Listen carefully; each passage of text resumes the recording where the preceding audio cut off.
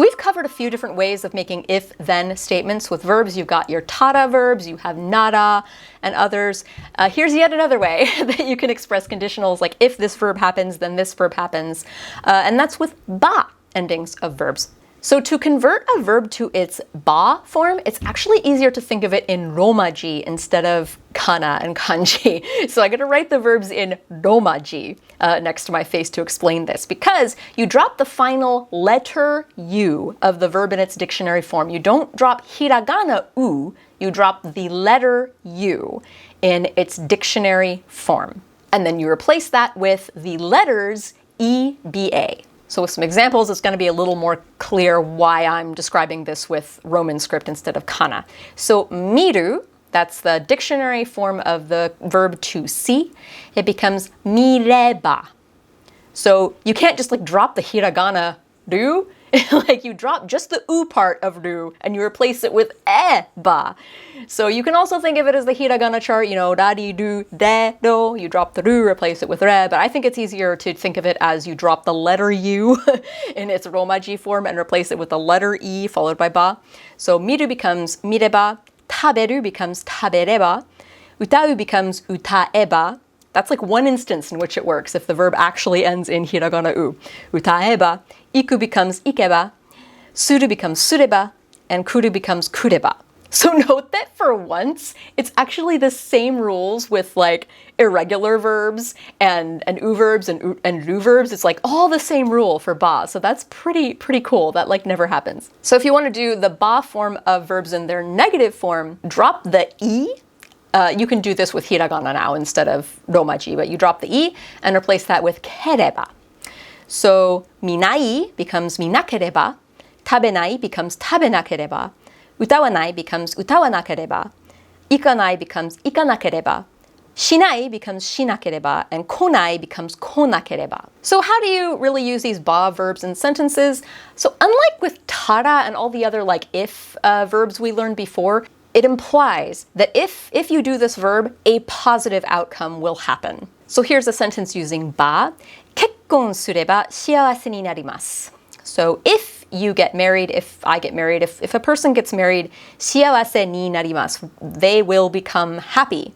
So if this verb happens, ba, good thing happens. You will become happy. Pasokon ga areba donna geemu de mo dekiru yo.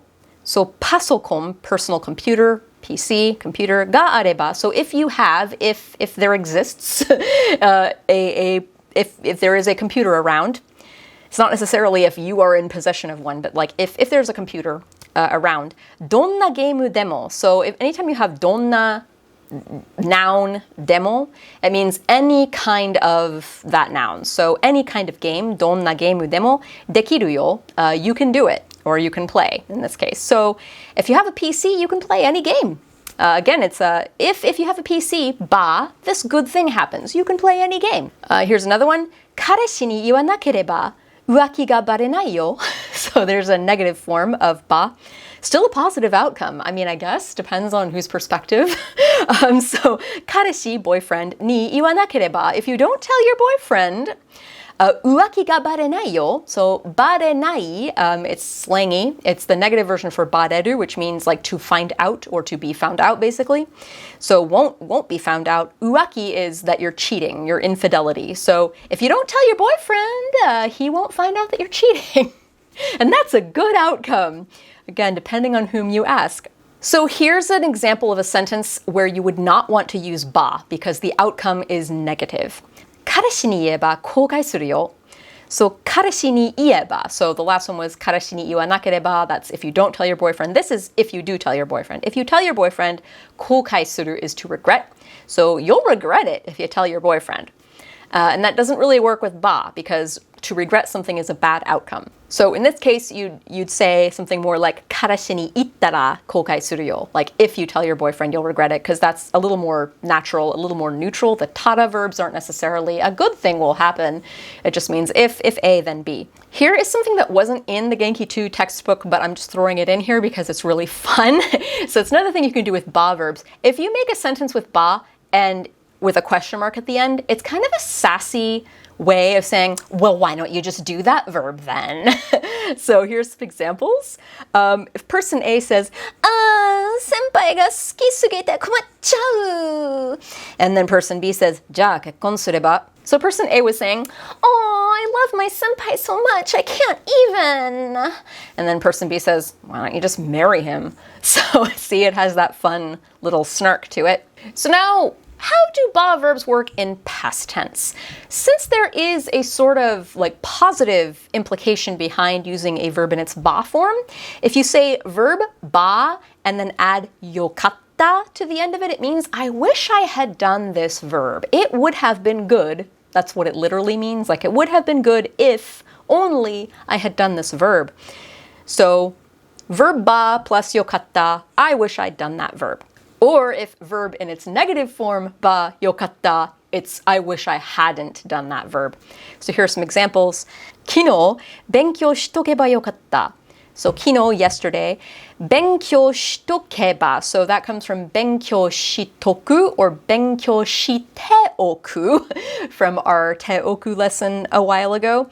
So 勉強しておく is to study for later, like study nows because that will come in handy later. So 勉強しとけば, 勉強しておけば, if only I had studied yokatta, that would have been good. So, man, I wish I'd studied yesterday, and the implication there is in preparation for today. Here's another one, another regretful one. あの時、素直になればよかったです. あの時、素直になればよかったです. So あの時, back then, that day. It's a little vague what あの時 is, but never, never, never translated as that time. That's a really bad translation. So back then. 素直になる is to open up your feelings to someone, to be vulnerable, often to tell someone you love them, but, you know, open up your heart to someone basically is 素直になる. So 素直になれば, if I had opened up my heart to someone, よかったです. It would have been good. So I wish I had been more open with my feelings back then. Here's another regretful one. シアトルに行かなければよかったです. シアトル, Seattle, に行かなければ. So シアトルに行かない, not go to Seattle. シアトルに行かなければ, if I had not or if I don't go to Seattle, よかったです. It would have been good. So I wish I hadn't gone to Seattle. That's not true. I'm glad I went to Seattle. Check the pinned comment at the top of the comment section or the video description for timestamps to all the phrases we covered.